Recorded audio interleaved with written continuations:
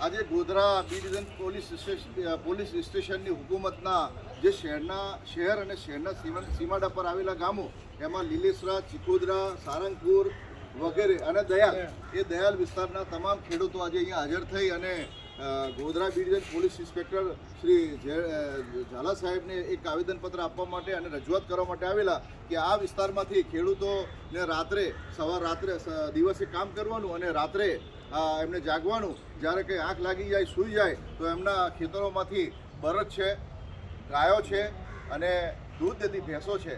એ દૂધ દેતી ભેંસોને ચોરી કરી અને એ અન્ય જગ્યાએ લોકો વેચતા હોય છે.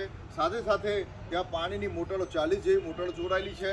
સાથે બેટરીઓ પણ ચોરી જાય છે, ટ્રેક્ટરમાં મૂકેલી બેટરીઓ છે અને બાઇકો પણ ચોરી કરતા હોય છે, જે સીસીટીવી ફૂટેજમાં પણ આવેલું છે. તો અહીંયા ગોધરા શહેર બી ડિવિઝનના સક્ષમ પોલીસ ઇન્સ્પેક્ટર શ્રી કે ઝાલા સાહેબને રજૂઆત કરતા એમણે વચન આપ્યું છે કે આ ચોરો સામે અમે તમારી ચોરાયેલી વસ્તુ તમે પરત અપાવી છે.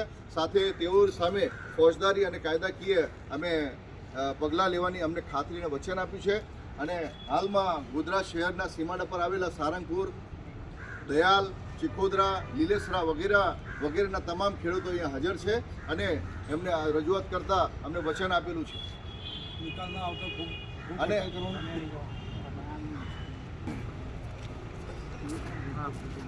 હું ગોધરા શહેરના સીમાડા પર ગોધરા કચબાનું ખેડૂત છું અને ત્યાં જ મારા ફાર્મ પર રહું છું. આ ચોરોથી અમે ત્રાસી ગયેલા છે. અમારી ગાયો, ભેંસો, બળદ, બાઈકો બધું થઈ જાય છે અને એમાં ગણતરીના શક પડતા નામો આપેલા છે. માણસોની ધરપકડ કરી અને એ બહાર લાવવું જોઈએ, એ અમારી નમ્ર વિનંતી છે. મોહમ્મદ ઇસ્માઇલ આલમ. હજી કોઈ છે? આ ભાઈ બહુ અમે દયાળ કાકરાના રહેવાસી અને ત્યાં ફાર્મ પર ભેંસોનો તબેલો છે અને ગાયોનો તબેલો છે.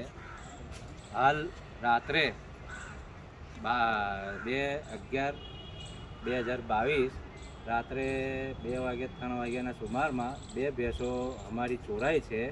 તો અમે લેખિતમાં અને મૌખિતમાં રજૂઆત કરવા આવ્યા છે સાહેબને, પીઆઈ ઝાલા સાહેબને બી ડિવિઝનમાં.